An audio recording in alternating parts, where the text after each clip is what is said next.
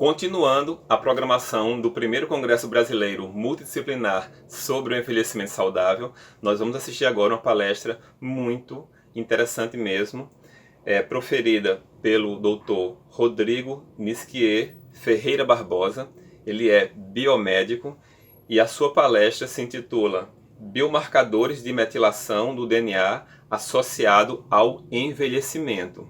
O Dr. Rodrigo, ele é uma das referências nacionais quando se fala em saúde e envelhecimento. Então fique agora com a palestra do Dr. Rodrigo Nisquier.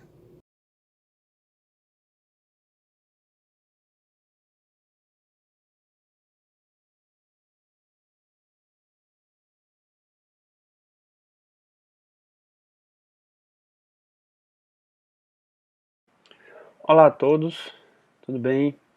Meu nome é Rodrigo Nisquier, sou professor do Departamento de Medicina do Centro Universitário de João Pessoa, aqui do UNIP, e fui muito honrado com o convite para contribuir um pouco no primeiro Congresso Brasileiro Multidisciplinar sobre envelhecimento saudável, essa versão online do evento. Acredito que pela minha formação na biomedicina e minha dedicação posterior à área de genética, fui estimulado a trazer a vocês um tema que eu acredito ser bastante palpitante, importante, impactante e que apresenta perspectivas muito positivas para um futuro próximo. Não só para a atualidade, né, algumas aplicações que já vêm sendo disponibilizadas às pessoas, mas há grandes perspectivas para um futuro próximo, né, que são os biomarcadores de metilação do DNA associados ao envelhecimento. Então, antes de iniciarmos propriamente aqui a nossa conversa, eu queria deixar meu agradecimento e minhas estimas a toda a organização do evento, que desde o início mostrou um grande apoio, um grande incentivo a trazermos para vocês hoje aqui essa conversa. Queria também iniciar introduzindo um pouco, conversando um pouco com vocês sobre a importância do tema, né? Então, nós sabemos que atualmente existe uma necessidade urgente de melhorar a saúde e até mesmo o tempo de vida, não apenas para aumentar a vida útil, mas também a saúde e a qualidade de vida da população idosa, né? E quando a gente pensa nisso e entendemos a multidisciplinaridade do estudo, nós olhamos para genética e enxergamos ali talvez a fronteira do nosso conhecimento, né? Talvez até onde o nosso conhecimento pode ir é o tanto que nós entendemos em relação às questões genéticas, né? Então, os principais conceitos-chave, né, relacionados a essa área molecular, área celular e a área genética se referem às descobertas recentes que mostram, né, o que, o que é modificado, né, o que ocorre com o DNA ao longo do envelhecimento. E isso tem sido possível, primeiramente, pelo aumento do tempo de vida, né? Nós sabemos, e vocês devem ter visto isso já aqui em outras palestras, em outros momentos, que o tempo de vida da população foi largamente aumentado graças a diversos avanços dentro da área de saúde, né, que garantiram não só o aumento do tempo de vida, mas da qualidade de vida. E com isso foi possível, né, isso possibilitou que estudos fossem feitos para entender o que acontece na normalidade do período de envelhecimento, né, quais são as modificações que ocorrem, né, no período de envelhecimento. E com esses estudos, né, nós começamos a perceber que as pessoas envelhecem de uma forma diferente, né? Pessoas que têm, por exemplo, 70, 80 anos não apresentam a mesma biodisponibilidade, né? Não apresentam o mesmo envelhecimento orgânico, né? Mesmo que elas aparentem, né, similaridades físicas, emocionais, cognitivas, mas o envelhecimento orgânico, né, pode apresentar diferenças significativas. E esse envelhecimento orgânico, né, se deve, em última instância, em última análise, é o envelhecimento molecular, né? Um envelhecimento molecular. Então, a coisa andou mais ou menos dessa maneira, né? O tempo de vida foi prolongado. Com o prolongamento do tempo de vida, foi possível suscitar pesquisas sobre as diferenças no envelhecimento, tá? E essas diferenças no envelhecimento foram verificadas através do envelhecimento orgânico, e esse envelhecimento orgânico vem sendo estudado atualmente na perspectiva do envelhecimento molecular. Tá? Qual é a principal ideia aqui, o principal objetivo? É que, entendendo o que ocorre no envelhecimento molecular, nós possamos prever que esse envelhecimento molecular está ocorrendo numa idade assíncrona em relação ao envelhecimento orgânico, para poder talvez impor medidas de correção, tá certo? Um dos grandes alvos, um dos grandes objetivos das ciências e da medicina é justamente isso, né? Retardar os efeitos do tempo, né? Retardar os efeitos moleculares do tempo, né? Para garantir um envelhecimento, como eu falei no início, com, não só em relação ao aumento do tempo de vida, mas o aumento da qualidade de vida. Tá?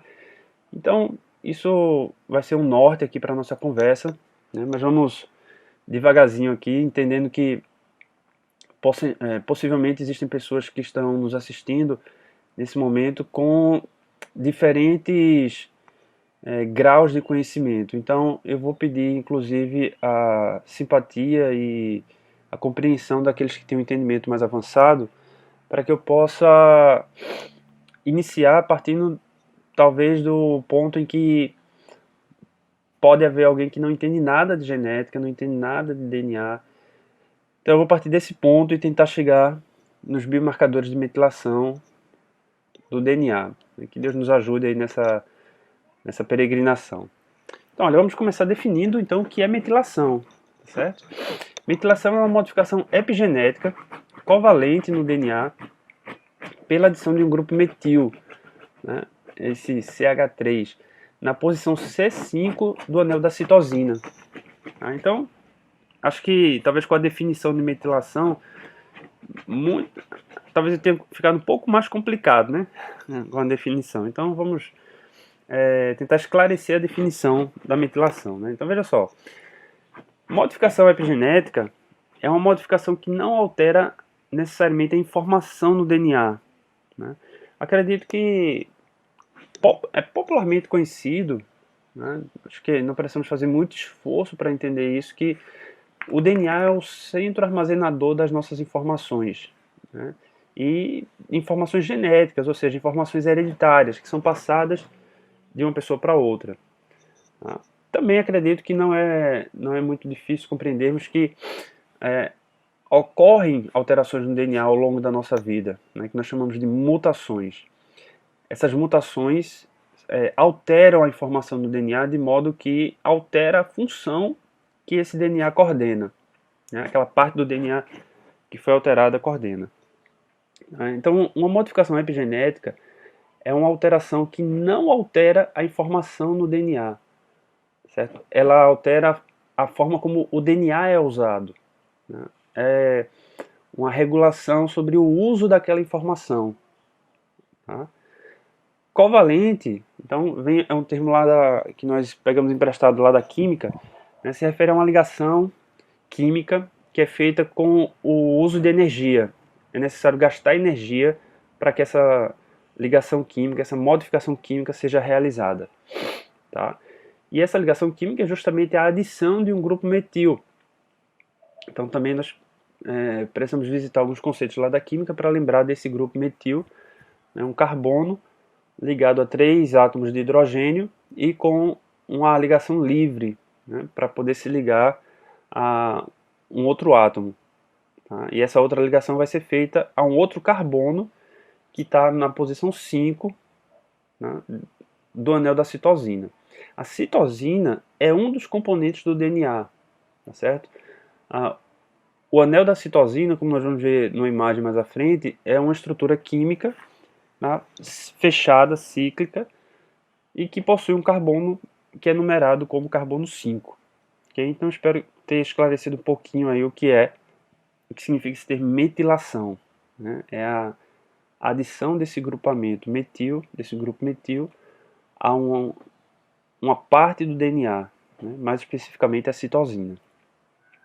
Então veja, vamos então dar alguns passos aí atrás para a gente poder entender o impacto que essa modificação pode causar. Veja só, o nosso corpo, como vocês sabem, é formado por sistemas, né? Sistema nervoso, sistema endócrino, sistema digestivo, né? Cada sistema por órgãos, né? Como por exemplo, o sistema cardiovascular, né? Formado pelo coração, pelos vasos sanguíneos, né? Cada órgão formado por tecidos, né? Por diversos tecidos, dentro das subdivisões daqueles tecidos básicos, né? Epitelial, conjuntivo, muscular, nervoso. Né? Cada tecido, por sua vez, é formado por células. E se estima que existem 216 tipos diferentes de células, né? E cada célula possui uma composição química. Tá? Então veja que estamos aqui reduzindo a célula, mas de modo a compreender o contexto em que ela é inserida. Né? De modo que, se nós aceitarmos e entendermos o que acontece com uma célula ou grupo de células tem um impacto no corpo, né? Isso vai trazer importantes lições para a gente compreender como a metilação do DNA pode ter um impacto sistêmico e orgânico. Então veja, cada célula possui uma composição química, tá? E dessa composição química, as proteínas estão presentes em maior quantidade, tá? E não só em maior quantidade, mas desempenham as principais funções, né? Direto ou indiretamente. Tá? Direto ou indiretamente. Que outras moléculas estão presentes nessa composição química da célula? Né? Nós temos a água, né? E quando eu falo as proteínas estão presentes em maior quantidade, é em relação ao chamado peso seco da célula, né? Desconsiderando a água. Então nós temos a água, as proteínas, os carboidratos, os lipídios, os próprios ácidos nucleicos, do qual o DNA faz parte, tá? As vitaminas e assim por diante. Tá? Então, tirando a água, excetuando-se a água, as proteínas representam as moléculas em maior quantidade em qualquer célula. Tá? Então aqui como exemplo, né, quando a gente pensa na condução do impulso nervoso, nós temos ali entre dois neurônios a chamada sinapse. Tá? Então, de forma bastante simplificada, né, a sinapse envolve a condução de neurotransmissores dentro do neurônio, tá, até a terminação desse neurônio, né, a terminação do axônio, a liberação dessas vesículas contendo o neurotransmissor, né, e a ação desse neurotransmissor em receptores no neurônio pós-sináptico, né, na membrana pós-sináptica do neurônio seguinte. Certo? Então, nesse esquema aqui bastante simplificado, né, a gente percebe a importância de várias proteínas. Por exemplo, as proteínas que promovem a condução dessas vesículas até a terminação nervosa. Né? Essa condução é feita em proteínas que formam o chamado citoesqueleto da célula. Né? Uma rede muito elaborada e intrincada e que não só permite, como coordena o movimento dessas vesículas. Tá? O próprio conteúdo da vesícula, né, os neurotransmissores, são em sua grande maioria de natureza proteica. Tá? Os receptores que estão na membrana do neurônio pós-sináptico também são de natureza proteica. Então veja que, direta ou indiretamente, né, a função de transmitir o impulso nervoso é coordenado por proteínas.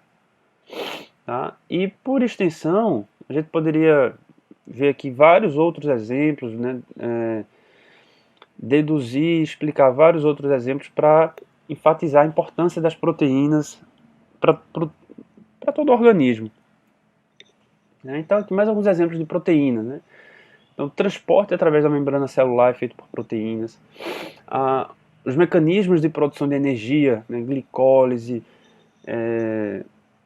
o ciclo de Krebs, a gliconeogênese, todos esses ciclos são coordenados por enzimas que são proteínas. Então a produção de energia depende de proteínas. A utilização de nutrientes, né, enzimas que quebram, que cortam, né, degradam os macronutrientes para disponibilizar, né, esses nutrientes de forma que a célula possa absorver. Isso é feito por proteínas, né, por enzimas. A defesa do organismo, né, como por exemplo os anticorpos, são proteínas. Citocinas inflamatórias, né, sistema complemento, toda a parte responsável pela defesa do organismo, o sistema imunológico, tanto inato como adaptativo, depende de proteínas. Tá? Então, com isso, eu acredito que podemos estar bem convencidos de que proteína é a molécula mais importante em relação à execução direta ou indireta das nossas funções orgânicas. Tá? Proteínas, né? Mas eu pensei que a gente ia falar hoje sobre DNA. Talvez alguém esteja se perguntando, né? Onde é que o DNA entra nisso tudo? Né? Por que nós começamos a falar de proteínas? Né? E normalmente, quando eu apresento esse tema, eu começo justamente dessa maneira, né? Falando primeiro das proteínas, para que a gente possa entender a importância delas, e depois associá-las com o DNA. Né? Então veja só, eu sempre gosto de usar também essa metáfora de que o DNA é como um livro de receita, né? Um livro de receita de como produzir proteína, certo? Proteína. O DNA tem várias receitas, né? Várias receitas, mas cada proteína tem uma função específica, né? Tem um papel específico determinado a ser executado. Tá? Evidentemente que nem toda célula faz os mesmos tipos de proteína, né? Por exemplo, as células beta lá no pâncreas produzem insulina, né? O linfócito B produz anticorpos e o neurônio produz neurotransmissores, né? Apesar de todos esses três tipos de células que eu falei possuírem as mesmas informações, como a gente vai discutir um pouquinho mais à frente, né? Mas cada tipo de célula produz a informação específica do seu tipo celular, do seu tipo tecidual. É como se todas as células do nosso corpo possuíssem o mesmo livro de receita, né, o mesmo DNA, tá? Mas cada célula produz as proteínas, né, que são específicas para a sua estrutura e função. Tá? Então cada célula usa de forma controlada, de forma coordenada, né, informações específicas do DNA, sem contudo ser preciso utilizar todas as informações.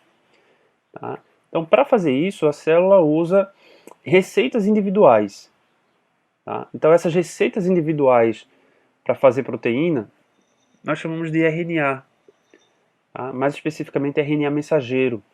Existem outros tipos de RNA, evidentemente, mas o de maior importância para a gente conversar aqui hoje seria o RNA mensageiro.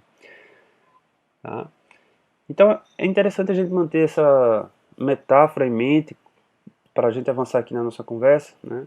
O DNA como um livro de receitas, o RNA como o RNA mensageiro como uma receita individualizada, né? E a proteína como o produto final, aquilo que vai executar a ação, executar a função, que vai servir como molécula estrutural, tá?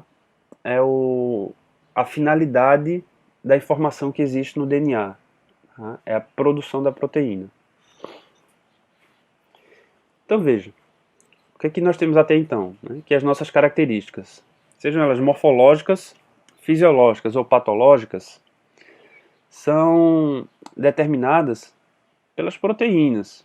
Né? Espero que isso aí tenha ficado bem fundamentado.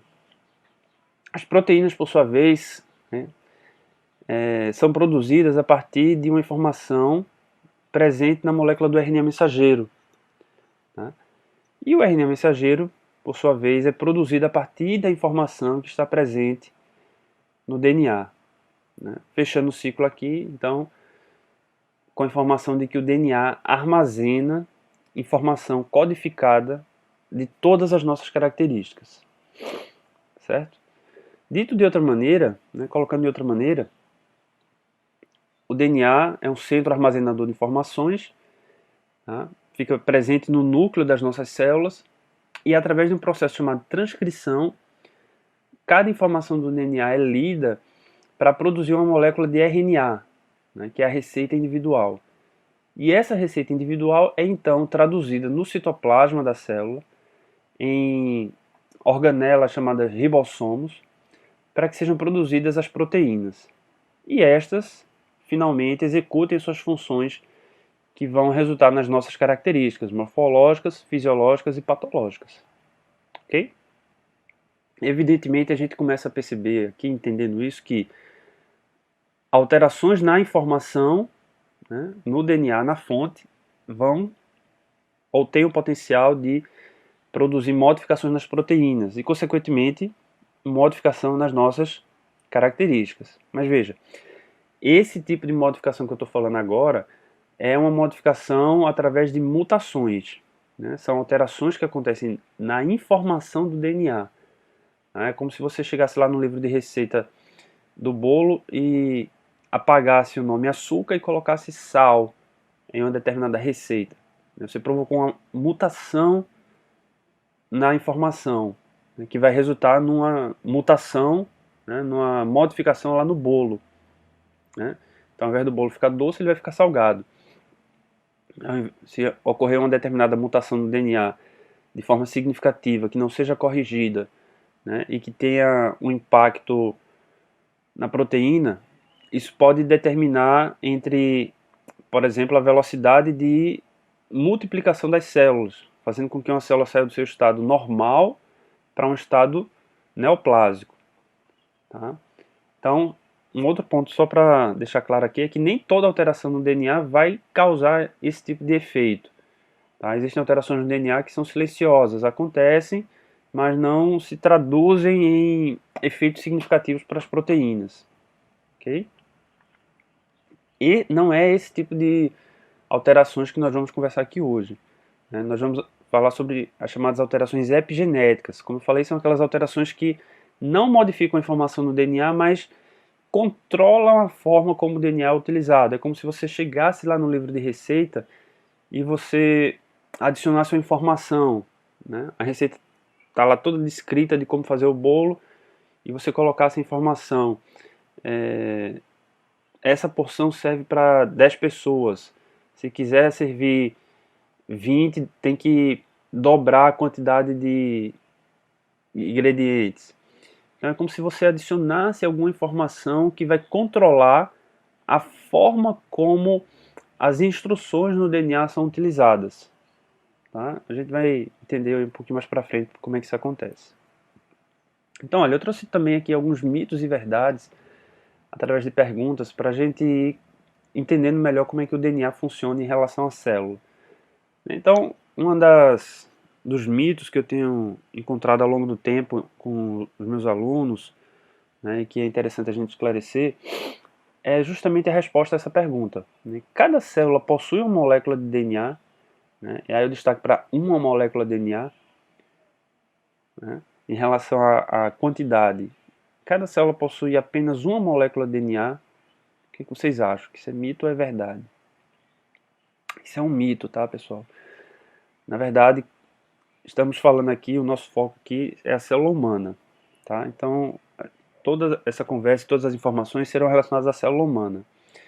Então, veja, na verdade, cada célula humana possui 46 moléculas de DNA. Não apenas uma, mas 46 moléculas em cada célula humana. Tá? E são as mesmas 46 moléculas, exceto, claro, os gametas, né, que as células sexuais que vão dar origem a um novo indivíduo, elas possuem a metade. Tá? Então, se você já fizer as contas aí, essas 46 moléculas de DNA que nós observamos no nosso corpo correspondem justamente a 23 pares que se formam lá na fecundação. Né? Então, cada gameta traz 23 unidades de DNA E essas 23 unidades se unem na concepção, né, para dar origem a um novo indivíduo. Então, quando a gente olha no microscópio, né, as nossas 46 moléculas de DNA aparecem dessa maneira, tá certo? Então, esse é o resultado que a gente obtém através de um exame chamado cariótipo, tá? Ou cariótipo por bandeamento G, mais especificamente, né, que gera esse tipo de visualização. E cada unidade aqui, né, cada molécula de DNA, a gente poderia esquematizar como esse desenho que está aí no canto direito da imagem.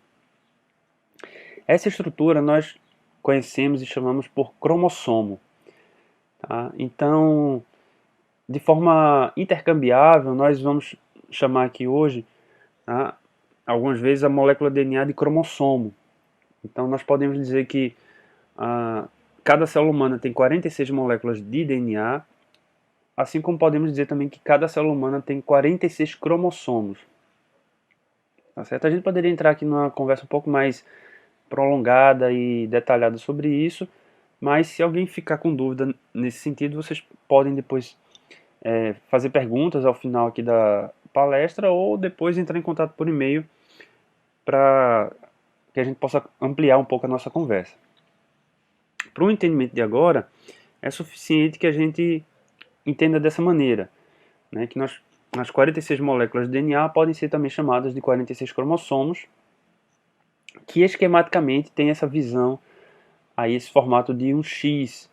Né? Esse centro do X às vezes varia, né? Ele pode ser um pouquinho mais acima, pode ficar aqui no finalzinho do cromossomo, mas em média, se você pedir para qualquer pessoa que conheça um pouco de DNA, né, esquematizar um cromossomo, ele vai fazer uma imagem como essa, vai fazer um desenho como esse, ok?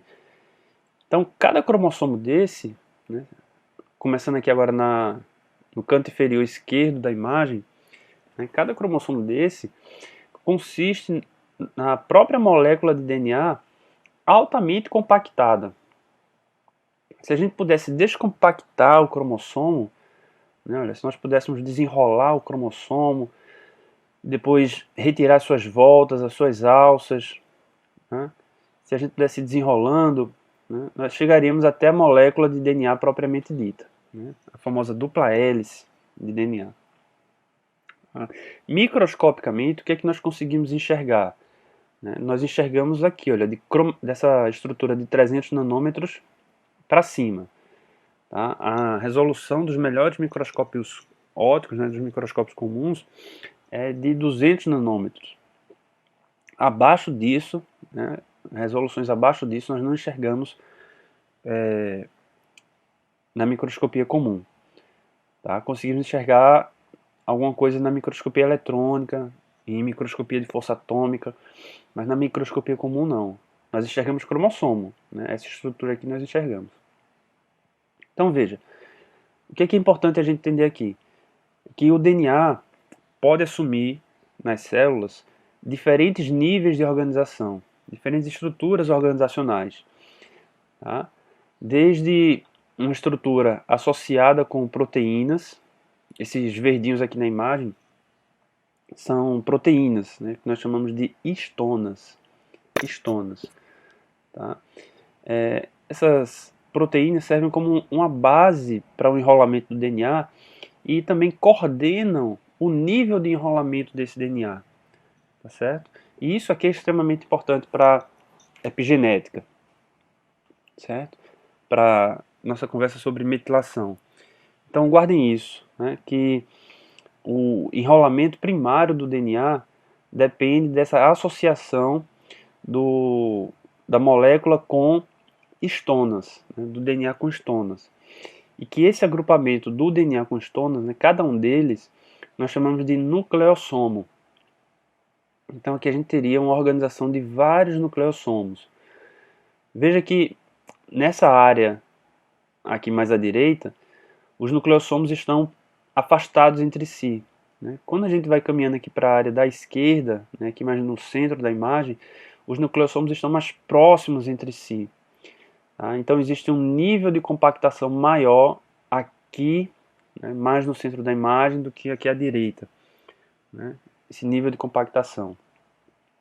Esse nível de compactação é uma das modificações epigenéticas mais importantes. Por quê? Porque é ela que limita o acesso do DNA, né? O acesso ao DNA. Tá? E por que o acesso ao DNA é importante? Né? Lembra lá da história da receita. Ora, para você fazer a receita, né, para você escrever uma receita individual para depois fazer o bolo, né, ou seja, para que ocorra a transcrição e a tradução, é preciso que a informação esteja acessível. Tá? Acessível. Então, para que essa informação esteja acessível, o DNA precisa estar num estado menos compactado. Tá? Ou seja, ele precisa estar num estado aqui mais à direita da imagem. Quanto mais para a esquerda da imagem, né, quanto mais compactado estiver o DNA, né, através dos nucleossomos, menor é o acesso a essa informação e, consequentemente, menor é a produção daquela proteína. Tá? Então, o nível de compactação do DNA é uma das modificações epigenéticas que podem controlar a quantidade e até mesmo a produção de qualquer quantidade de uma proteína específica. Ok? Outro mito, né? Outra dúvida que talvez possa ser a dúvida de alguém que está me ouvindo agora, né? Que o DNA é o mesmo em todas as células? Né? Será que isso é um mito ou é uma verdade? Eu acredito que eu até já respondi isso anteriormente. Então quem estava um pouco mais atento aí na palestra, então quem já sabe isso aí vai acertar que isso é verdade, né? Em cada pessoa, o DNA é o mesmo em todas as células. Pelo menos, se a gente considerar o processo de duplicação das células, o DNA é o mesmo. Apesar de que, claro, podem haver mutações. Mas, considerando que as mutações são alterações, né, que ocorrem durante um processo que tem como objetivo criar cópias idênticas do DNA, a gente vê a mutação como um desvio disso daí. Tá? Mas considerando que a duplicação do DNA tem como propósito criar cópias idênticas, né, a gente pode assumir que o DNA é o mesmo em todas as células, certo? Exceto quando ocorrem mutações. Tá? Exceto quando ocorrem mutações. Isso acontece desde aquele fatídico momento em que os nossos gametas se encontraram, né? 23 moléculas de DNA vieram no espermatozoide e encontraram com 23 moléculas de DNA no ovócito, né? Além, claro, do DNA mitocondrial, né? Tá aqui, não foi esquecido, né? O DNA mitocondrial do ovócito, ok? Então, nesse momento, tá aqui, olha, as moléculas de DNA maternas se unem às moléculas de DNA paternas, formando 23 pares. Os 22 primeiros são iguais para todo mundo, né? E o 23º par é o que vai definir o nosso gênero, né? Masculino ou feminino, okay? XX ou XY. Claro que esses primeiros 22 pares, que são também chamados de autossômicos, podem apresentar modificações, tanto numéricas como estruturais, assim como o 23º par pode apresentar também alterações numéricas ou estruturais e, consequentemente, essas alterações podem causar síndromes, podem causar incompatibilidade com o desenvolvimento embrionário, tá? E algumas dessas síndromes são compatíveis com a vida, né? Sendo a principal delas, a mais conhecida, a síndrome de Down, que é causada aí por um aumento, né, de 3 cromossomos 21, né? Ao invés de ficarmos com 2, né, o paciente que apresenta a síndrome de Down, né, tem 3 cromossomos 21. Okay?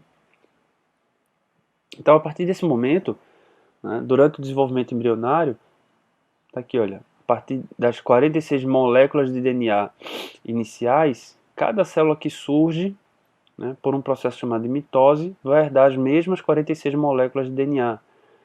Tá? Então, nós podemos dizer que são as mesmas 46 moléculas de DNA exceto nos locais onde ocorrem mutações, tá? Exceto nos locais onde ocorrem mutações, ok? Então daí para frente e durante todo o desenvolvimento embrionário, né, todas as células do corpo possuem as mesmas 46 moléculas de DNA, os mesmos 23 pares, né? Talvez alguém pergunte, mas professor, por que então as nossas células são tão diferentes, né? Se o DNA é como um livro de receita de fazer proteína, e se todas as células têm o mesmo livro de receita, por que as nossas células são diferentes? Né? Exatamente porque cada tipo celular vai ser coordenado, né? Vai ser comandado a produzir proteínas específicas, né? E essas proteínas específicas que cada tipo celular vai produzir vai determinar a forma e a função daquele tipo celular específico, né? De modo que aquelas organizações específicas vão determinar tecidos, a associação entre tecidos diferentes vão determinar órgãos, sistemas e assim por diante. Ok? Então, o que sabemos então, né, até agora? O que nós podemos alinhar aqui? Né? Que os seres humanos possuem em cada célula 46 moléculas de DNA, né, 46 cromossomos. Esses 46 cromossomos correspondem a 23 pares. Né? Em cada cromossomo encontramos de centenas a milhares de genes, né, que são essas receitas que nós estávamos conversando. E que a informação do gene é usada para formar uma molécula de RNA. E esta molécula de RNA será usada para fazer as proteínas. Tá? Também existe uma outra discussão aqui sobre essa questão da definição do que é um gene, o que é que de fato ele, qual é a estrutura dele, o que de fato ele regula, coordena. Que também a gente pode ampliar essa discussão durante as dúvidas ou através do e-mail, tá, pessoal? Não é o escopo aqui da nossa conversa de hoje. Outro mito: todo mundo possui os mesmos genes? Né? De vez em quando a gente escuta até na mídia, né, o pessoal dizendo assim: olha, foi descoberto o gene do envelhecimento, foi descoberto o gene da mentira, o gene do câncer de mama, o gene do câncer de próstata. Então, será que todo mundo possui os mesmos genes? Ou existem genes que algumas pessoas possuem e outras não, e quem possui determinados genes vai ter determinada doença, quem não possui aquele gene não vai ter aquela doença? Né? O que nós podemos refletir em relação a isso?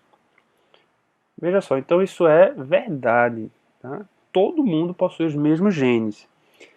Agora, nem todo mundo possui as mesmas versões, tá certo? Daqueles genes. Se a gente for pensar no contexto, novamente, né, daquela metáfora da receita de bolo, todo mundo possui as mesmas receitas de bolo, né? Os mesmos tipos de bolo podem ser produzidos, mas nem todo mundo tem as mesmas versões das receitas. Então, a receita de um bolo de chocolate que tem no livro de alguém pode ser ligeiramente diferente da receita de bolo de chocolate que outra pessoa tem. Né? Cada uma produzia um bolo de chocolate um pouquinho diferente um do outro. Okay? Então, explicando, né, isso daí, veja só. Quando nós estamos comparando aqui duas imagens de cromossomos, né, professor, mas não está parecendo com aquela imagem lá do X que você desenhou, tá certo? É justamente porque aquela imagem do X é uma imagem do cromossomo duplicado. Tá? É uma imagem que a gente observa em uma das fases do ciclo celular, em que nós observamos ele duplicado. Mas na maioria das fases da vida da célula, nós vamos observar o cromossomo dessa maneira, né, como sendo apenas uma parte do X. Né? Por exemplo, na hora em que ocorre a união entre os gametas, né, vai haver a união entre essas duas unidades. Tá? Então, um desses cromossomos aqui na imagem pode ser o cromossomo paterno e o outro o cromossomo materno. Tá? Como eles são do mesmo par, do mesmo tipo, por exemplo, o cromossomo número 1, né, eles vão apresentar os mesmos genes. Então, por isso que a gente está vendo aqui, tanto no cromossomo paterno, o gene A, como no materno, o gene A. No paterno, o gene B, e no materno, o gene B. Porém, como vocês estão vendo aí, as versões podem ser diferentes. Né? Então, enquanto o gene A, nos dois cromossomos, tem a mesma versão, A e A, né, ou azão, azão, o gene B apresenta versões diferentes nesse exemplo. Tá? Então, pelo cromossomo paterno veio o gene Bzão, e pelo cromossomo materno veio o mesmo gene B, só que na versão Bzinho. Né? O que significam essas versões diferentes? No contexto do que a gente está conversando aqui, essas versões diferentes significam informações diferentes, tá? Códigos diferentes, tá certo? Códigos diferentes. Códigos para a mesma proteína, mas versões diferentes desses códigos. Okay? E que quando forem transcritos e traduzidos podem gerar proteínas que são diferentes. Tá? Então veja, tudo isso explica para a gente, né, como as proteínas podem ser produzidas de forma diferente, né, como a gente pode entender, por exemplo, que essa produção diferente de proteína leva ao surgimento de algumas doenças. Né, a gente pode entender, né, se a gente colocar isso lá naquele contexto de que as nossas características morfológicas e fisiológicas são definidas por proteínas, a gente pode entender que versões diferentes dos genes podem produzir versões diferentes da proteína e, consequentemente, doenças, né? Consequentemente, patologias. Mas e quando é que o ambiente interfere? Né? E aqui a gente já vai começando a fazer a transição para a epigenética. Né? Então, e quando o ambiente interfere? Como, por exemplo, no caso de doenças crônicas e degenerativas, como diabetes, doenças cardiovasculares. Né? Então veja, só a título de exemplo, aqui no diabetes tipo 2, nós sabemos que existe um risco aumentado em relação ao sedentarismo e à obesidade. Né? Mas será que o diabetes é genético? Né? É genético, já que existe esse componente ambiental que aumenta o risco para o desenvolvimento dessa doença? Então, os primeiros estudos para demonstrar essa recorrência do diabetes apontaram que 15%, né, um índice de 15% de recorrência entre parentes próximos, né, parentes de primeiro grau. E quando a gente vai para estudos com gêmeos monozigóticos, a gente vê que essa recorrência é de 90%. Né? Ou melhor, no caso de gêmeos, a concordância entre eles é de 90%. Tá? Mas temos aqui 10% que não são explicados. Né? Temos aqui 10% de gêmeos monozigóticos que um apresenta diabetes e o outro não. Né? Só para lembrar, os gêmeos monozigóticos possuem a mesma informação no DNA, né? Possuem o mesmo código. Né? Uma outra informação importante aqui para doenças complexas é que, além da contribuição ambiental, nós temos vários genes que podem estar associados com tanto o desenvolvimento como com o controle das complicações clínicas da doença. Então eu coloquei aqui essa tabelinha, ela não é exaustiva, mas são exemplos de alguns genes e as suas localizações no cromossomo 2, cromossomo 12, né? Cromossomo 11, que estão associados com o risco para diabetes tipo 2 ou para complicações clínicas nos pacientes que já têm diabetes tipo 2. Tá certo? Só para que a gente entenda, né, não vamos nos detalhar aqui nessa tabela, mas para que a gente entenda que doenças complexas têm não só interferente ambiental, mas depende da codificação e regulação de vários genes. Okay?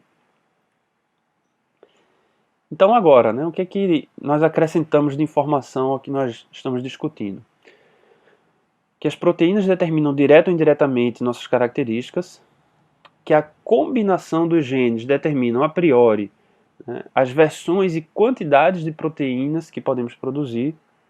Né. Entendemos também que condicionantes ambientais podem modular a função das proteínas. Certo? E que o funcionamento das proteínas, né, o funcionamento normal, o funcionamento alternativo, né, pode modular as respostas aos estímulos ambientais. Como nós definimos lá no começo, é uma modificação epigenética, ou seja, que não altera o código do DNA, pela adição do grupamento metil na posição C5 do anel da citosina. Então, precisamos lembrar lá da estrutura do DNA, como nós conhecemos uma molécula dupla hélice, né, se nós pudéssemos esquematizá-la, né, sem esse enrolamento, né, sem esses giros de hélice, nós veríamos como duas moléculas, né, que se ligam no centro, né, ligam-se entre si no centro. Essa ligação no centro, essa interação que ocorre no centro das duas moléculas, segue uma regra, né, em que a adenina de uma fita sempre se liga à timina de outra, né, guanina de uma fita sempre se liga à citosina de outra. Então o nosso foco aqui é a citosina, né, como está destacado aqui na estrutura química da molécula DNA. Então, se você observar e comparar com os outros nucleotídeos, a parte externa de cada nucleotídeo é similar, né? É um açúcar, desoxirribose, ligado a um grupamento fosfato. Mas a parte que se volta para o centro da molécula de DNA de todos os nucleotídeos é um anel nitrogenado heterocíclico. Tá? É isso que muda de um nucleotídeo para o outro, é esse anel.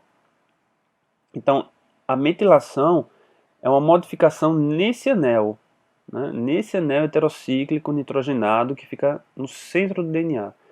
Essa modificação não vai alterar, a princípio, a informação no DNA, tá certo? Mas vai provocar outro tipo de modificação, que é, como nós chamamos, uma modificação epigenética. Então, essa modificação, né, a metilação, como eu disse, ocorre no anel, né? Então tá aqui, olha o anel, tá? E aqui nesse carbono C5, né, no carbono 5, é adicionado o grupamento metil, tá? Então esse processo é organizado e mantido ou revertido através de enzimas, tá certo? Através de enzimas. Então existem enzimas, tanto conjuntos de enzimas que reconhecem e adicionam esse grupamento metil, tá? E aí é importante a gente focar aqui que essa adição desse grupamento metil vai ocorrer preferencialmente, não em qualquer citosina, mas em citosinas que estão redundantemente próximas de guaninas, né? Nós chamamos aqui de ilhas, sítios ou loci CPG. Esse CPG indica uma citosina ao lado de uma guanina. Tá? Então, quando isso ocorre repetidamente, citosina, guanina, citosina, guanina, citosina, guanina, isso se torna um local mais favorável, né, mais provável para que ocorra metilação nessas citosinas, tá certo? Através desse conjunto de enzimas. É isso que nós chamamos de ilhas CPG. Tá? Essa metilação também é mantida por enzimas, né? Pode haver uma demetilação passiva, que nós ainda não sabemos que eventos ocorrem para que ocorra essa demetilação passiva, ou uma demetilação ativa por enzimas que removem esse grupamento metil, tá certo?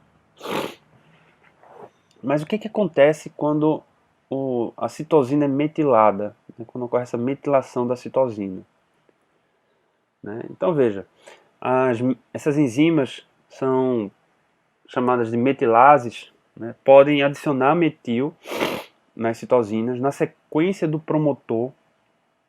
O que é a sequência do promotor? É uma parte do gene que é responsável por dar início ao processo de transcrição. Tá? Não é a parte informativa em si, mas é a parte que é responsável por dar início ao processo de transcrição. Né? Pode haver metilação, então, no promotor, no próprio gene, tá? Em sítios de ligação para fatores que vão ativar ou regular a quantidade de RNA que é produzida. Certo? Lembre que a gente está sempre falando aqui no contexto de produzir RNA para que depois esse RNA seja traduzido em proteína. Tá certo? Então pode haver metilação em todas as partes do gene, desde o promotor até as sequências reguladoras, que estão envolvidas na velocidade e na quantidade de RNA que é produzida. O grupo metil é adicionado à posição 5 do anel de citosina, originando a 5-metilcitosina, como nós vimos na imagem anterior. Em alguns casos, essa modificação sozinha, só essa modificação, já é suficiente para impedir as ligações de toda a maquinaria, todas as proteínas que estão envolvidas no processo de transcrição e na sua regulação, né? Ou seja, na produção do RNA. E essa metilação pode também aumentar a ligação de outras proteínas que reconhecem as sequências de DNA contendo metilcitosina, né? Sendo então com isso uma barreira também, uma barreira de impedimento ao processo de transcrição. Essas proteínas, por sua vez, recrutam complexos que remodelam e modificam os nucleossomos locais. Lembra que eu falei lá na estrutura do DNA os nucleossomos? Então esse remodelamento dos nucleossomos, pode fazer com que os nucleossomos se tornem mais compactados, mais apertados, desligando completamente a expressão desse gene, justamente porque ele vai se tornar inacessível para o processo de transcrição. Então, daqui na imagem, aqui na parte superior da imagem, a gente tem o DNA associado com os nucleossomos, associado com as histonas, formando os nucleossomos, num estado não metilado. Um estado não metilado. Quando ocorre a metilação das citosinas, aí nesses pontinhos pretos, vai ocorrer a atração, a formação de sítios de ligação para complexos proteicos que vão remodelar esses nucleossomos, fazendo com que eles fiquem mais apertadinhos, mais aproximados, mais juntos. Então, consequentemente, por exemplo, essa sequência de DNA que antes estava acessível, se torna inacessível, fica bloqueada pelos nucleossomos, impedindo que essa sequência seja transcrita e, consequentemente, que o RNA seja traduzido em proteínas.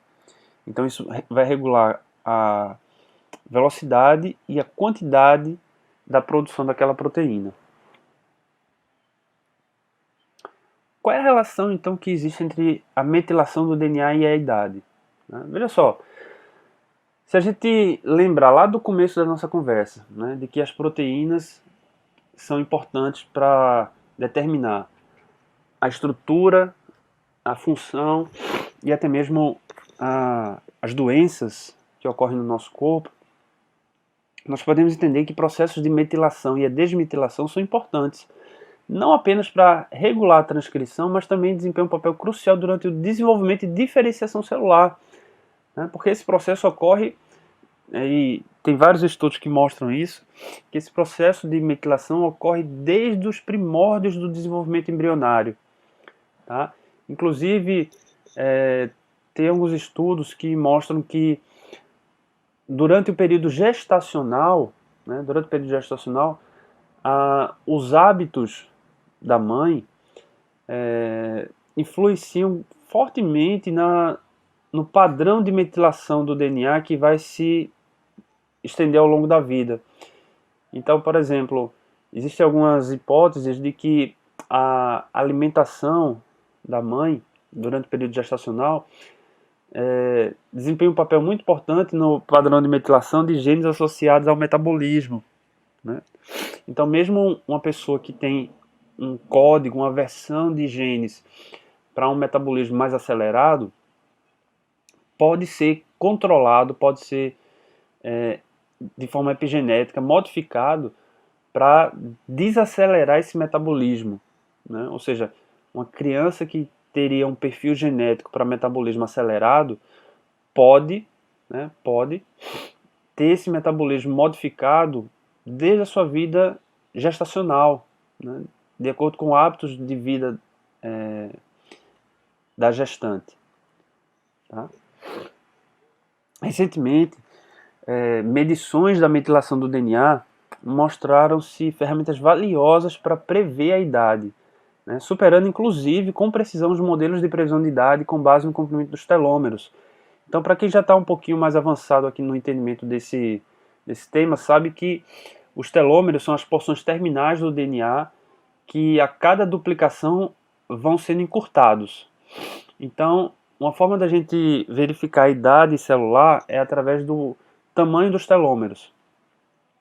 Porém, o que esses estudos vêm mostrando é que o padrão de metilação do DNA é um medidor mais preciso, né, da idade das nossas moléculas, né? E aqui nesse ponto é importante a gente entender esses três conceitos, né? A idade cronológica, a nossa idade orgânica e a nossa idade molecular, né? A idade cronológica é aquela que nós medimos com o passar do tempo, né? Que faz com que a gente revele através da nossa identidade ou certidão de nascimento a nossa idade, né?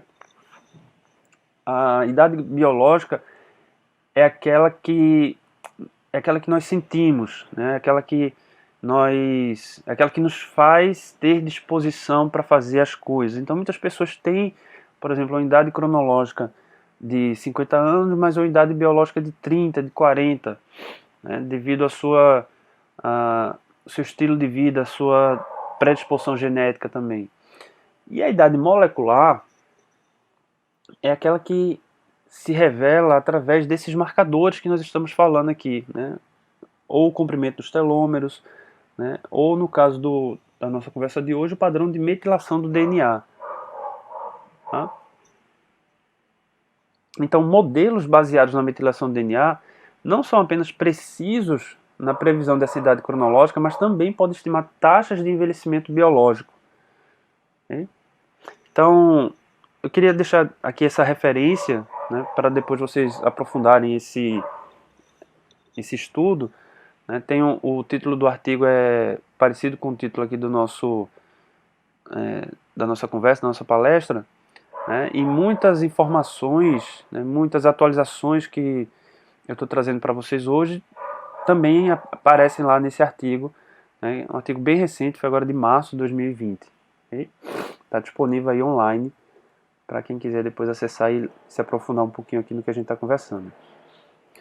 Então veja, Steve Horvath inaugurou uma nova era de pesquisa na epigenética e no envelhecimento. É esse pesquisador que aparece aí na foto. Tá? Em um estudo histórico, ele desenvolveu um preditor de idade, né, um teste laboratorial de idade multivariado com base nos valores de metilação de 353 posições individuais de ilhas CpG. Né? Lembra que eu falei aquelas repetições sequenciais de citosinas e guaninas na fita de DNA. Então isso foi chamado de relógio de Horvath. Então esse relógio Horvath tem uma vantagem, né, uma grande vantagem, que é a capacidade de prever a idade sistematicamente em todos os tipos de células humanas, excluindo os espermatozoides. Tá? E foi a partir disso, né, que outros relógios moleculares baseados em epigenética foram sendo desenvolvidos. O próprio relógio de Horvath foi ampliado, né, a partir dele se criaram outros, para conseguir identificar a idade, né, molecular a partir dessas alterações epigenéticas.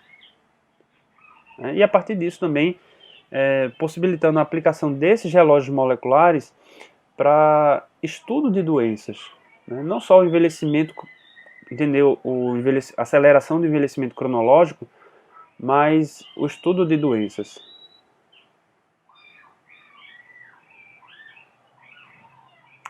Então veja, seria mais ou menos como essa imagem que está mostrando, né? Veja só, a gente teria aqui a relação entre a idade cronológica, aqui nesse eixo horizontal, e aqui a idade biológica, a idade, que aqui no caso essa idade biológica entendemos como a idade molecular, né, em anos, tá certo? E aqui a relação entre elas é uma relação linear, tá certo? A relação linear. Numa relação perfeita, a idade cronológica se relaciona de forma igual, né, de forma crescente com a idade biológica, a idade molecular. Tá? Porém, se a gente pegar aqui um corte, fizemos aqui um corte, aqui nos 70 anos, a gente vai ver que algumas pessoas possuem, na verdade, aos 70 anos, uma idade biológica inferior. Né? Algumas pessoas vão apresentar uma idade biológica compatível com a idade cronológica, e algumas pessoas vão estar aqui, olha, fora da curva, com uma idade aos 70 anos com uma idade biológica, uma idade molecular que corresponde talvez a 80, 90 anos. Tá certo? E o que a hipótese da metilação do DNA nos traz é que um principal fator, um dos principais fatores que revela isso é a metilação do DNA. É importante a gente dizer aqui o seguinte, que o processo biológico que vai da metilação do DNA até a manifestação visível, né, que nós temos a capacidade de verificar, né, que nós chamamos de fenótipo, né, ainda não é completamente esclarecido. Tá? Mas nós sabemos que, pelos estudos que vêm sendo traçados, é que a metilação do DNA é um excelente preditor desse fenótipo. Tá? Preditor. Então aqui, olha, mostrando de outra maneira, numa outra imagem, isso aqui de um outro artigo, tá? Mostrando que, olha, aqui nessa imagem até os 20, né, essas duas moças aqui apresentam a mesma idade biológica e cronológica. Mas a partir de então, vai ocorrendo nessa moça de baixo uma aceleração do envelhecimento biológico. Veja que aqui, olha, antes de completar os 40, ela já tem uma idade biológica semelhante a essa daqui. Antes de completar os 60, né, ela já tem, aqui por volta dos 50 aproximadamente, ela já tem uma idade biológica semelhante a dessa senhora aqui de cima. Né? E aqui, logo após os 60, ela já tem, olha, uma idade biológica de 80 anos. Né? Então, esse evento que está ocorrendo aqui embaixo, nós chamamos de aceleração da idade. Né? Aceleração da idade. E a proposta é que, através do estudo do padrão de metilação do DNA, como o DNA foi metilado ao longo da vida, nós possamos prever que essa aceleração está acontecendo. Né? Prever de forma precoce, ao ponto de que medidas possam ser tomadas para desacelerar, né, esse processo. Por que é interessante isso? Porque a gente sabe que com a idade vem algumas complicações, né, algumas doenças crônicas, um aumento da suscetibilidade para determinadas doenças. Então, se determinada pessoa apresenta uma aceleração biológica da idade, a hipótese é que, junto com essa aceleração da idade, vem também o aumento da predisposição para essas doenças e, consequentemente, uma complicação da qualidade de vida dessa pessoa. Né? Então, veja, qual é o panorama que nós temos então, né? De que esses relógios de metilação do DNA, né, esse DNA M, né, sempre que aparecer esse DNA M é o DNA metilado. Né? Então, nesses relógios nós temos uma associação tecido específica entre a aceleração epigenética da idade, né, com variantes do metabolismo, do sistema imunológico, do envelhecimento, né, de genes relacionados à autofagia, que é um processo de reciclagem celular. Tá? Então, vários estudos vêm sendo traçados, né, como esforço para tentar entender essa associação entre o envelhecimento molecular e o padrão de metilação e o impacto desse processo nessas vias. Então, isso aqui já vem sendo bem evidenciado, né, de que as metilações, o padrão de metilação do DNA influencia significativamente nesses processos que variam de acordo com a idade. Né? Além disso, a metilação do DNA pode determinar, né, esses preditores de metilação do DNA podem determinar se a aceleração biológica da idade ocorre em certas doenças ou em resposta a fatores diversos. Em outras palavras, existem estudos atuais que vêm mostrando como alguns eventos e como fatores externos, né, vários fatores influenciam na metilação do DNA. Né? Por exemplo, como o índice de massa corporal, a obesidade, a aptidão física, né? Algumas doenças neurodegenerativas como Huntington, Parkinson, distúrbios do sono, o tabagismo. Então, não só como o padrão de metilação do DNA influencia na predisposição e nas complicações dessas condições, mas também como essas condições influenciam no padrão de metilação do DNA. Então, a gente chega num panorama, né, retornando aí para o nosso título, biomarcadores de metilação do DNA associados ao envelhecimento. O que são, então? Né? Então, como nós podemos redefinir esse título baseado em tudo isso que nós conversamos até agora? Então, olha, biomarcadores de metilação do DNA nós podemos entender como testes laboratoriais para avaliação de riscos e diagnóstico com a finalidade de descobrir a sequência de eventos que precedem a manifestação de doenças baseado no padrão de metilação do DNA. Né? Então, esse aqui é o nosso alvo. Né? É nisso aqui que nós queremos chegar com as pesquisas relacionadas à metilação do DNA. Né? Conseguir estabelecer um diagnóstico que preveja a manifestação de doenças baseada nesse padrão de metilação do DNA, que a gente pode entender que ocorre paralelo àquela aceleração do envelhecimento. Tá? Então, o que atualmente nós conseguimos fazer é identificar a aceleração do envelhecimento. Né? O que as pesquisas estão se esforçando para construir atualmente são esses testes aqui que consiga juntar as duas coisas, né? Que consiga mostrar que a aceleração do envelhecimento através do padrão de metilação do DNA pode ser um bom preditor para a manifestação de determinadas doenças associadas com o processo de envelhecimento. Tá? Então, quais são as aplicações potenciais? Né? Diagnóstico precoce e prognóstico de doenças, resposta e monitoramento da terapia, né? Incidência, idade de início e mortalidade em vários tipos de câncer, aptidão física e mental em idosos. Né? Então, tudo isso aqui são linhas de pesquisa ou sub-áreas de pesquisa que vêm sendo desenvolvidos em relação a esses marcadores de metilação do DNA. Como é que está o estado, né, atual desses chamados relógios moleculares, né, relógios de metilação do DNA? Então, existem dois grandes divisores de água atuais, né, que é o chamado relógio de metilação do DNA PhenoAge, tá, que é um melhoramento lá do relógio de Horvath. Tá? E esse relógio ele avalia 513 locais, né, 513 ilhas CpG no DNA. Ele consegue verificar o estado de saúde e a expectativa de vida e pode prever conclusivamente a incidência de doenças cardiovasculares. Tá? E temos mais recentemente o relógio de DNA metilado chamado GrimAge.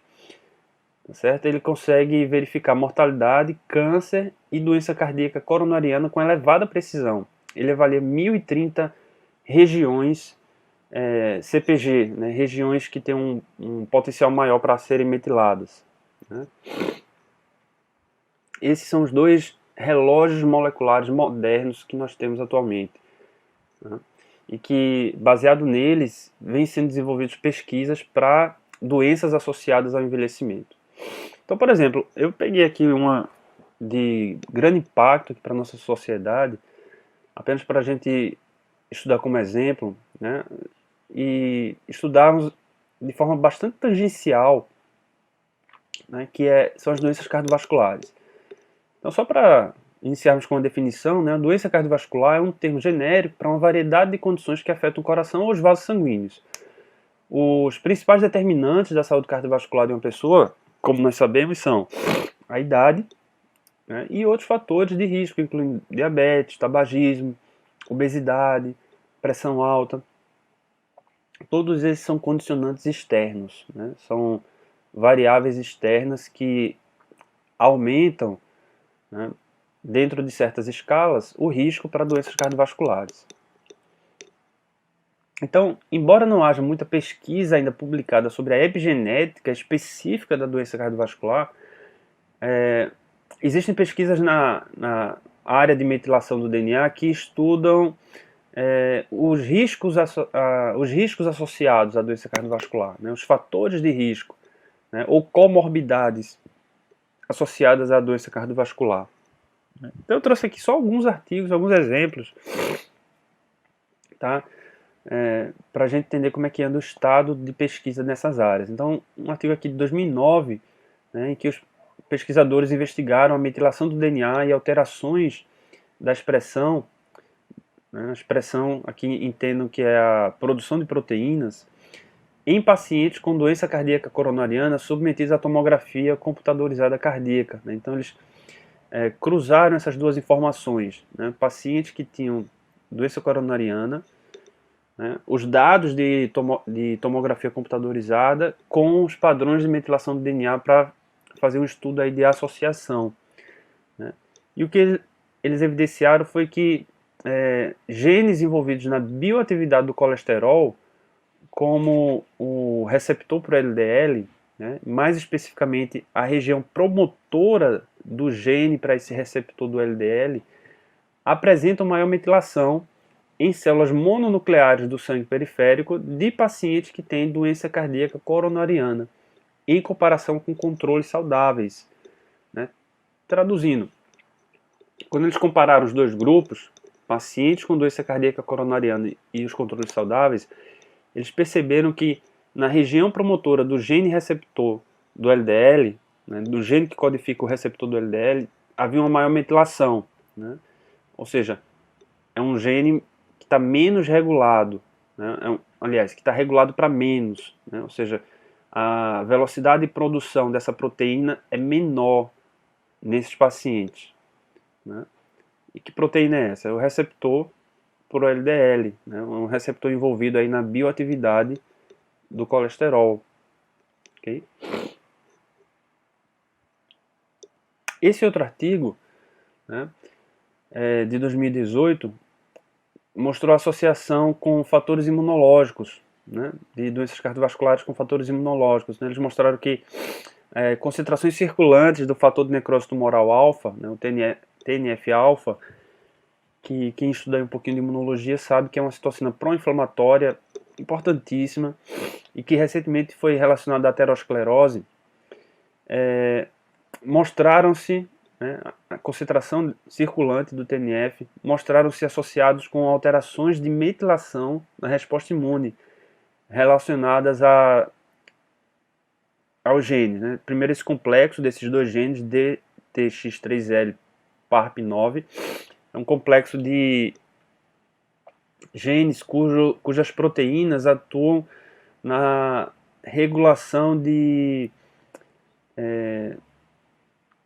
degradação, né? Eles regulam a degradação de fatores imunológicos, né? O produto desses genes regulam a degradação de produtos imunológicos. E o NLRC5, que é um gene que codifica um receptor de reconhecimento de padrões moleculares associados a patógenos, né? Ou seja, ele consegue reconhecer principalmente vírus, né? Faz com que as células reconheçam imunologicamente um vírus e a partir daí desenvolvam uma resposta imunológica. Tá? Então eles verificaram que níveis de metilação do DNA desses genes mostram correlação negativa com incidência de doença cardíaca coronariana.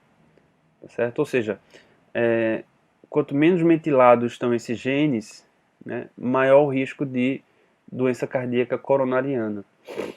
Né?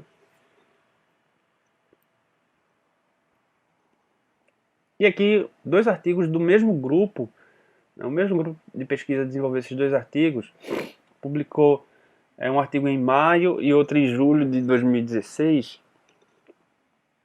Tá? Primeiro mostrando que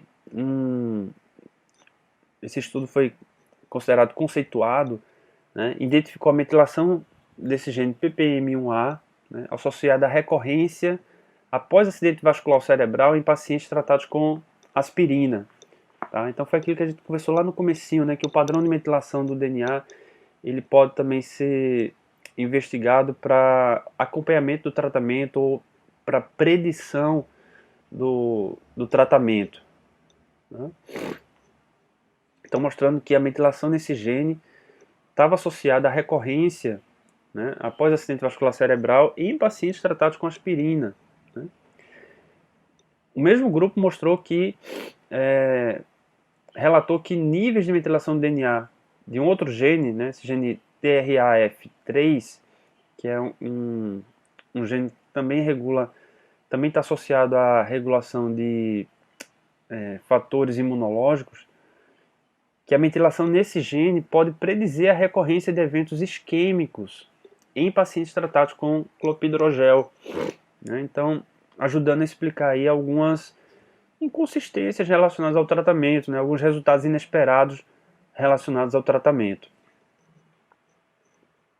Tá? E aqui, para a gente encerrar nossa conversa, eu trouxe um exemplo do resultado de um desses exames que já é disponível para a população. Esse aqui não é mais em nível de pesquisa, esse aqui já é em nível de aplicação. Tá? Isso aqui você pode encomendar. Não desconheço aqui no Brasil algum laboratório que faça isso. Talvez faça associado a algum outro painel de exames, mas de fato eu desconheço.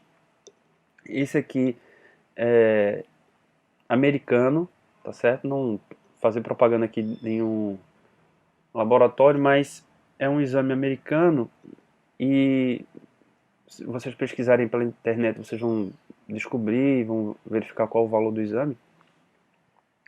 E que eles avaliam, é baseado justamente no relógio molecular de Horvath, né, em que eles avaliam a sua idade molecular, né. Então, eles trazem esse resultado aqui, olha, bem interessante, né. Então, a sua idade cronológica, a idade que você informa lá no seu cadastro, e aqui a idade do seu DNA.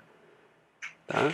Então, a pessoa aqui desse exemplo, né, desse exame, tinha 36 anos quando realizou o exame, mas a idade do DNA dele é 34 anos. Né? Imagina aí a felicidade da pessoa ao receber o resultado desse exame. Né? E aí o índice da idade do DNA dele, mostrando que esse resultado dele, né, esse índice, mostra que ele está ali nos 69% da idade, né? Isso significa que ele é mais jovem do que 69% das pessoas que têm a mesma idade que ele, que essa pessoa. Então, o que é que nós podemos apresentar aqui como conclusões e perspectivas? Né? Então, veja, vimos que a medição da metilação do DNA de losse, né, específicos de CpG, permanece o biomarcador epigenético mais promissor. Né? Nós não comparamos aqui, não fizemos um estudo comparativo com outros marcadores, mas se vocês puderem depois, quem tiver mais interesse nisso, né, fazer uma comparação aqui do que nós conversamos com outros estudos relacionados a telômeros, por exemplo, vocês vão ver que os marcadores de metilação são atualmente os mais promissores. Né? As modificações baseadas na metilação do DNA são altamente estáveis em comparação com, por exemplo, biomarcadores baseados em RNA ou proteína. Tá? Eles são também relativamente fáceis de verificar usando métodos não invasivos. Né? Por exemplo, para você ter o resultado daquele exame que eu mostrei anteriormente, você pode fazer através de uma amostra de urina. Né? E são marcas quantificáveis no DNA que podem acompanhar as influências de vários aspectos ambientais e fatores do estilo de vida da pessoa. Né? No entanto, esses biomarcadores epigenéticos ainda estão em estágio inicial, né, e mais pesquisas são necessárias para avançar as aplicações em saúde. Ainda assim, os esforços investidos no desenvolvimento de biomarcadores baseados nesses relógios epigenéticos acelerou as descobertas no campo, né, principalmente de 2013 para cá com o relógio de Horvath. Né. Os custos de sequenciamento estão diminuindo drasticamente, né, e conjuntos de dados de metilação de DNA mais abrangentes estarão disponíveis ao público uma vez que as técnicas se tornarem mais acessíveis. Né. Isso aí vem sendo sempre o principal ponto, né, a ser transposto em relação a tudo que se faz no tocante ao DNA. Né. No tocante a essas questões moleculares, sempre o custo, né, da pesquisa, né, para reverter as descobertas em aplicações palpáveis para a população vem sendo a barreira a ser transposta. Ok? Então, como eu falei, deixo aqui uma referência para vocês darem uma olhada depois, tá? Onde essas perspectivas e o que a gente conversou aqui estão um pouco mais ampliadas, né? Vocês vão poder ampliar um pouco mais a visão aqui dessas perspectivas nesse artigo aqui, ok? Então, olha, agradeço imensamente a organização pela oportunidade de conversar aqui com vocês, tá? De trazer um tema que eu acho fascinante, né? Um tema que gosto bastante de estudar, né? Gosto bastante de apresentar, tá certo? Espero ter contribuído um pouco para despertar o interesse de vocês nessa área e para quem já gosta dessa área, né? Que eu possa ter aprofundado um pouquinho aí o entendimento que vocês tinham sobre isso, tá certo? Ou despertado algumas dúvidas, né? Para que a gente possa conversar e para que possamos buscar juntos essas respostas, né? Se for alguma coisa que eu já saiba, eu posso contribuir diretamente. Se for alguma coisa que eu não saiba, indiretamente eu posso tentar ajudar você a encontrar essa resposta, ou pelo menos o caminho para a resposta, certo? Então agradeço imensamente, fico à disposição, tanto através aqui do evento, como através do contato aí por e-mail, para que a gente possa continuar a nossa conversa, ok?